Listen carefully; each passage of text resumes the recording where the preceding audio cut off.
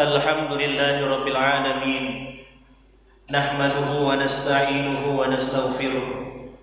Wa na'udzu billahi min shururi anfusina wa min sayyiati a'malina. May yahdihillahu fala mudilla lahu wa may yudlilhu fala hadiya lahu. Asyhadu an la ilaha illallah wahdahu la syarika lahu wa asyhadu anna Muhammadan abduhu wa rasuluhu la nabiyya ba'dah. Allahumma salli wa sallim ala Rasulillah sallallahu alaihi wasallam wa ala alihi wa ashabihi wa man tabi'ahum bi ihsanin ila yaumiddin. Rabbi a'udzu bika min hamazati syayatin wa a'udzu bika rabbi ay yahdurun. Wa qala Allah ta'ala fil Qur'anil Karim, a'udzu billahi minasy syaithanir rajim. Bismillahirrahmanirrahim. Ya ayyuhallazina amanu taqullaha haqqa tuqatih wa la tamutunna illa wa antum muslimun. Hadirin sidang salat Jumat yang dimuliakan Allah Subhanahu wa taala. Semoga hidayah, petunjuk dari Allah, rahmat, kasih dan sayangnya Allah, maghfirah, ampunan dari Allah, ma'rifat, mengenal Allah, selalu menyertai kita kapanpun, dimanapun dan dalam kondisi apapun. Semakin kenal kita kepada Allah, semakin cinta kita kepada Allah Subhanahu wa taala. Semoga Allah senantiasa menghiasi perjalanan kehidupan kita menuju kepulangan ke kampung akhirat dalam tuntunan dan petunjuk dari Allah Subhanahu wa taala. Salawat dan salam semoga tercurah kepada qudwatun hasanah kita, suri tauladan kita baginda Nabi besar Muhammad sallallahu alaihi wasallam, kepada para keluarganya, para sahabatnya, para tabi'in, hingga kita insyaallah yang mengaku sebagai umatnya. Mudah-mudahan kita dengan sekuat tenaga, dengan segenap pikiran, dengan segala sumber daya yang Allah titipkan kepada kita, senantiasa mau rela untuk mengamalkan sunnah-sunnah beliau, dan senantiasa rela mau untuk mengambil barisan yang terdepan untuk membela Islam dan warisan sunnah-sunnah yang telah Rasulullah tinggalkan kepada kita semua. Hadirin sidang sholat Jumat yang dimuliakan Allah Subhanahu wa ta'ala. Andai kata sebuah tujuan telah kita tetapkan, andai kata sebuah tujuan telah kita tancapkan, maka insya Allah sepelan apapun kita bergerak akan sampai kepada tujuan yang sudah kita tetapkan. Namun bagi mereka yang tujuannya tidak tetap, namun bagi orang-orang yang tidak memiliki tujuan dalam hidupnya, maka sekencang apapun dia bergerak, sekencang apapun dia melangkah, niscaya akan menuju kepada kehancuran dan kenistaan. Begitupun dalam hidup, hadirin. Begitupun ketika kita menjadi bagian makhluk yang diciptakan oleh Allah untuk mendiami dunia. Ketika kita berbicara tentang hidup, maka yang pertama kali perlu kita jawab adalah apa apa sebenarnya tujuan hidup kita? Apa arti hidup kita?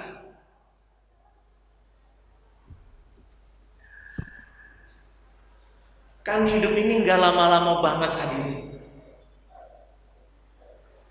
Atau jangan-jangan ada di antara kita yang merasa bahwasanya saya akan hidup selama-lamanya. Atau jangan sampai ada di antara kita bahwa saya rasa-rasanya sih ya akan hidup sampai dengan 100 tahun ke depan. Faktanya nggak seperti itu hadirin. Bahkan Rasulullah Shallallahu Alaihi Wasallam sebagai qudwatun hasanah kita mau wanti-wanti kepada kita. Nggak lama, 63 tahun, udah menjadi bagian injury time. Coba lihat ke dalam. Berapa usia kita sekarang?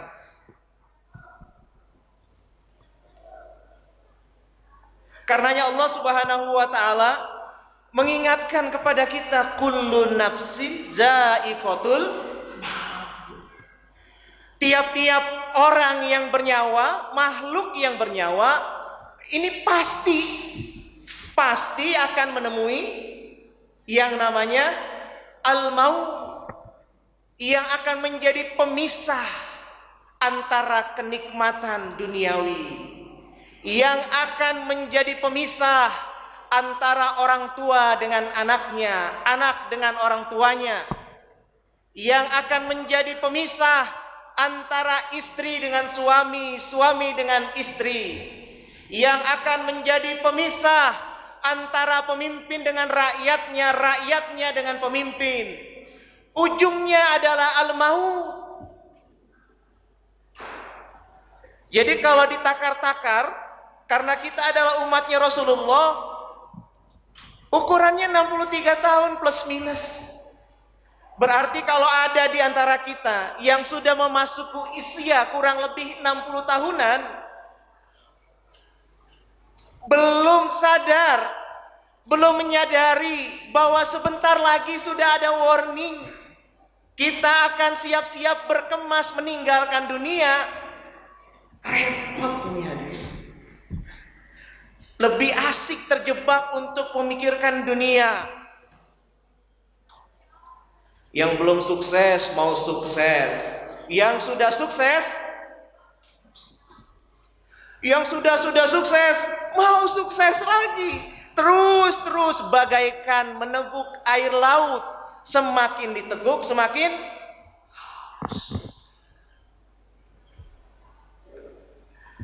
na'udzubillah, subhanallah. Karenanya hadirin, coba renungi sesaat. Sebenarnya apa arti hidup kita? Sebenarnya kita ini hidup mau kemana? Atau jangan-jangan ada juga di antara kita yang sebenarnya sudah tahu. Karenanya salah suatu kalimat yang disampaikan oleh guru kita almarhum Kiai Haji Arifin Ilham pernah mengutip sebuah kalimat bahwasanya hidup bukan sekedar hidup, hidup juga bukan untuk mati. Kita hidup bukan sekedar hidup, dan juga hidup bukan sekedar mati. Oleh karenanya, jangan cari mati, jangan minta mati, tapi rindukan kematian.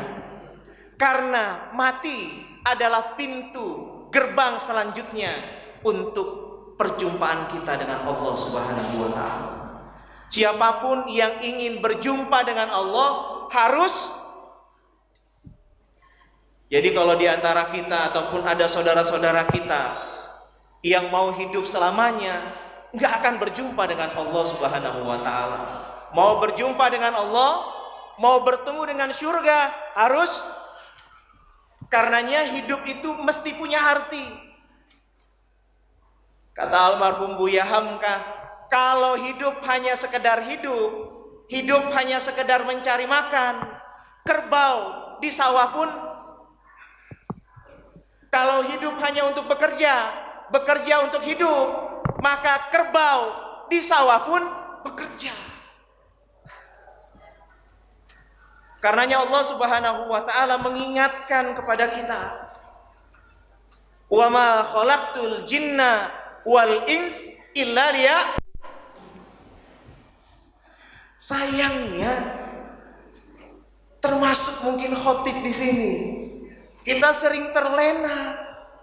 Kita tahu bahwasanya kita sedang menuju ke arah yang namanya al-maut, namun kita sering lupa untuk mempersiapkan diri kita, mempersiapkan amal ibadah kita untuk menuju ke sana. Karenanya buat seorang mukmin, hidup bukan sekedar hidup. Hidup itu mesti punya arti. Hidup itu mesti punya makna.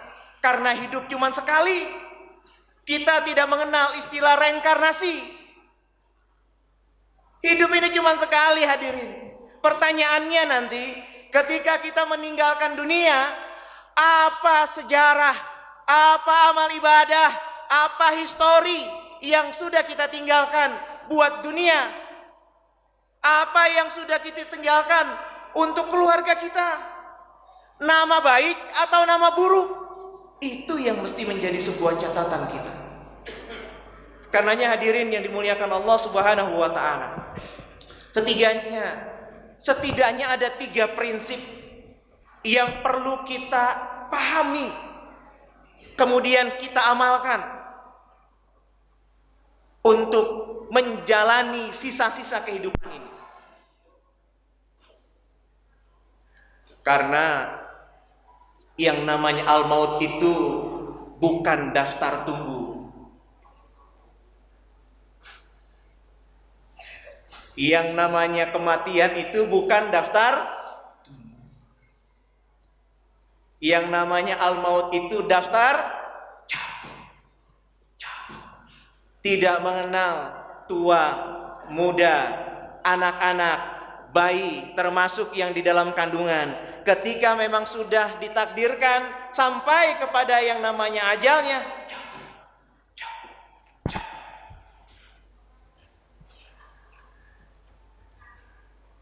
penantian kita menuju ke sana, mari kita isi dengan amal-amal kebaikan.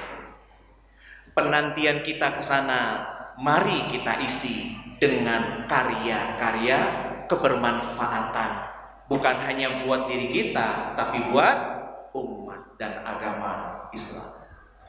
Ada 3 prinsip hadirin yang bisa kita catat dan kita bawa pulang. Yang pertama, untuk membuat hidup kita punya arti, punya makna, punya catatan. Hidup kita menjadi sesuatu yang bisa kita banggakan. Bukan hanya untuk keluarga kita, untuk agama kita, tapi buat Allah Subhanahu wa taala yang menciptakan kita. Yang pertama, bahwasanya kita dijadikan Allah Subhanahu wa taala untuk menjadikan segala aktivitas dan perbuatan kita sebagai ibadah kepada Allah Subhanahu wa taala.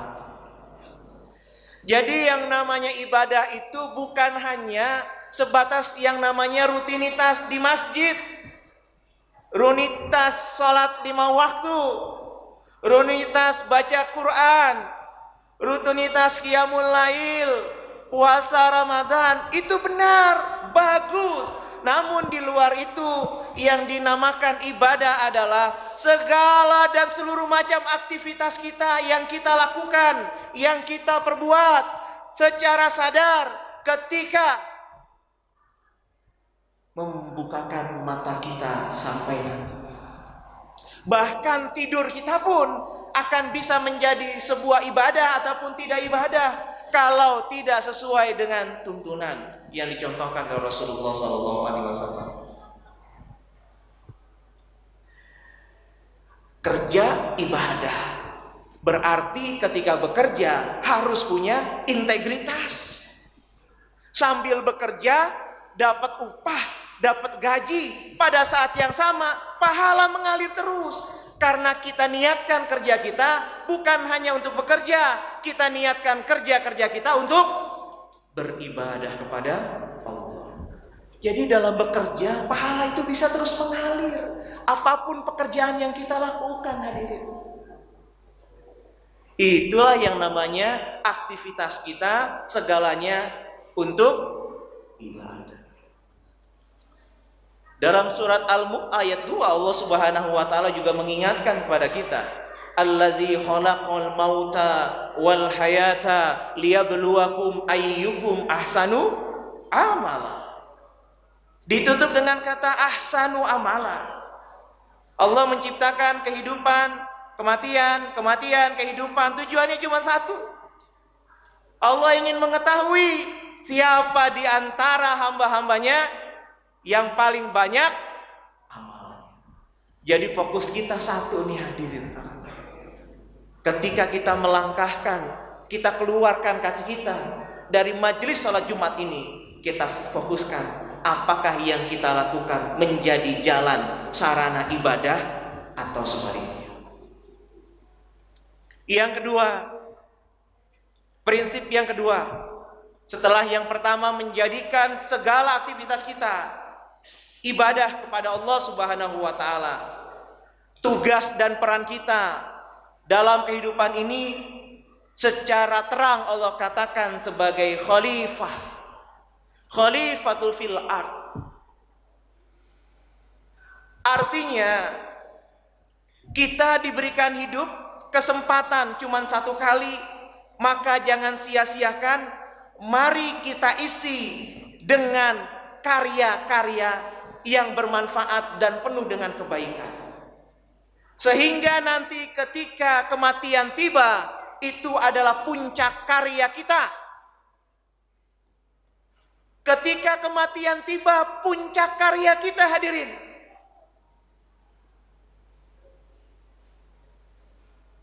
Bermakna bagi akhirat, mensejahterakan diri dan orang-orang di sekitar kita. Kalau hidup itu jangan serakah, hadirin. Hidup tidak boleh serakah.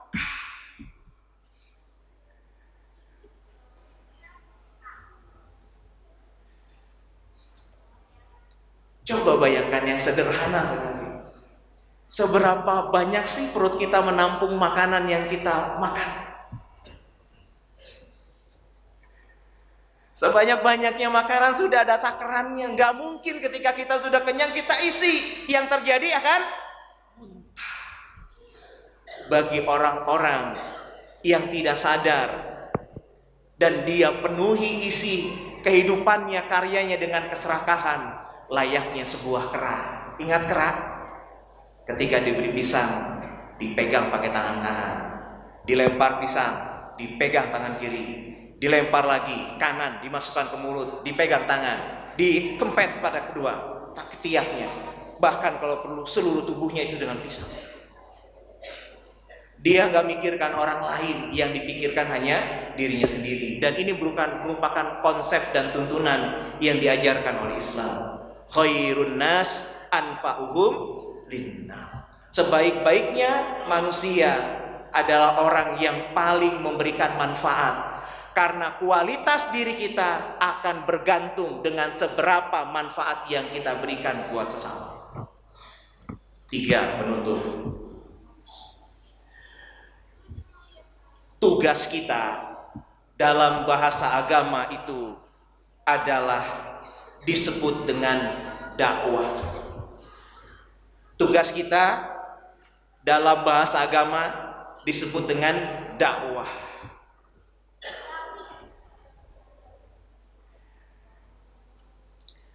Artinya segala tindak tanduk, segala perilaku yang kita tampakkan sebagai seorang muslim adalah perilaku akhlak-akhlak yang islami dan akan menjadi contoh dan tauladan buat orang lain. Bahkan buat orang-orang yang belum memeluk agama Islam. Dalam riwayat sirah kita lihat tuh bagaimana keteladanan Rasulullah bersama para sahabat. Itu berdakwahnya bukan hanya dakwahnya lisan, tapi dakwahnya adalah amalu bil arkan. Begitu banyak orang-orang kafir, orang-orang Quraisy, Yahudi, Nasrani itu terkesima dengan keteladanan Rasulullah bersama para sahabat sampai akhirnya mereka bersyahadat. Kata Allah, kuntum khairu ummat ukhrijat linnas ta'muruna bil ma'ruf wa tanhauna 'anil munkar. Jadi yang namanya dakwah, yang namanya syiar, yang namanya menjadi seorang dai bukan hanya tugas para ustadz, bukan hanya tugas para kiai, bukan hanya tugas para abuya, bukan hanya tugas para cendekia, bukan hanya tugas pengurus masjid, tapi siapapun yang mengaku beragama Islam, umatnya Rasulullah, dia memegang dan memikul peran sebagai seorang dai. Kata salah satu ulama Mesir mengatakan, nahnu du'at qabla kulli syai'. Nahnu du'at qabla kulli syai'. Kita ini adalah dai sebelum dan sesudah apapun peran-peran yang kita lakukan di muka bumi.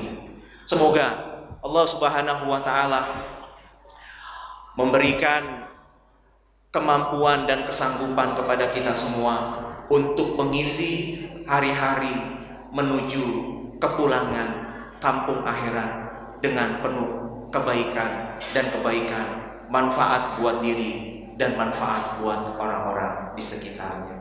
Barakallahu li wa lakum fil Qur'anil azim wa nafa'ani wa iyyakum bima fihi minal ayati wa zikril hakim wa taqabbalallahu minna wa minkum tilawatahu innahu huwal ghafurur rahim.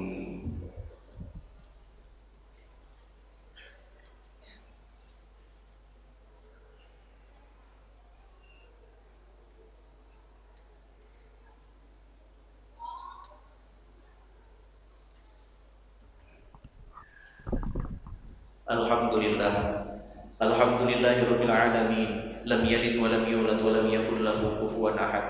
Asyhadu an la ilaha illallah wahdahu la syarika lah wa asyhadu anna Muhammadan abduhu wa rasuluhu la nabiyya ba'dah.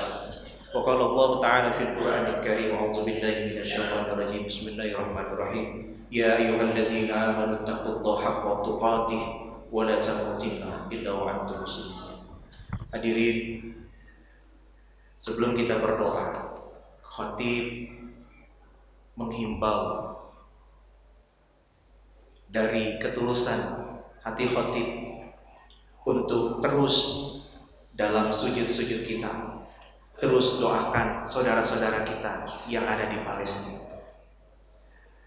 Coba bayangkan kalau kita saat ini berada di posisi mereka.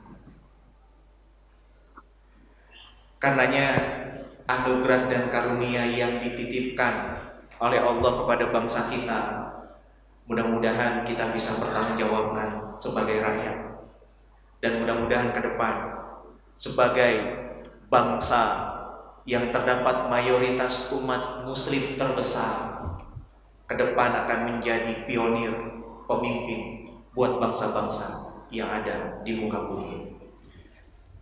A'udzubillahi minasyaitonir rajim. Bismillahirrahmanirrahim. Innallaha wa malaikatahu yusholluna 'alan nabi ya ayyuhallazina amanu shallu 'alaihi wa sallimu taslima. Allahumma shalli 'ala Muhammad wa 'ala ali Muhammad kama shallaita 'ala Ibrahim wa 'ala ali Ibrahim wa barik 'ala Muhammad wa 'ala ali Muhammad kama barakta 'ala Ibrahim wa 'ala ali Ibrahim fil 'alamin innaka Hamidum Majid. Wa 'alaina ma'hum bi ihsanin ila yaumil Rabbi fir lana wa liwalidina warhamhum kama rabbayana shighara. Rabbana hab lana min azwajina wa dzurriyyatina qurrata a'yun waj'alna lil muttaqina imama. Rabbi hab li minas shalihin. Rabbi shabli minas shalihin. Allahumma ighfir mu'minina wal mu'minat wal muslimina wal muslimat al ahya'i minkum wal amwat innaka samii'un qaribun mujibud da'wat wa ya qadiyal hajat. Allahumma ansur mujahidina fi Palestin. Allahumma ansur mujahidina fi Palestin. Allahumma ansur mujahidina fi Palestin. Rabbana atina fid dunya hasanah wa fil akhirati hasanah wa qina azabannar walhamdulillahi rabbil alamin. Ibadallah, innallaha ya'muruna bil adli wal ihsan wa ita'i dzil qurba wa yanha 'anil fakhsya'i wal munkari wal baghi ya'izukum la'allakum tadhakkarun wa la dzikrullahi akbar. Aqimus shalah.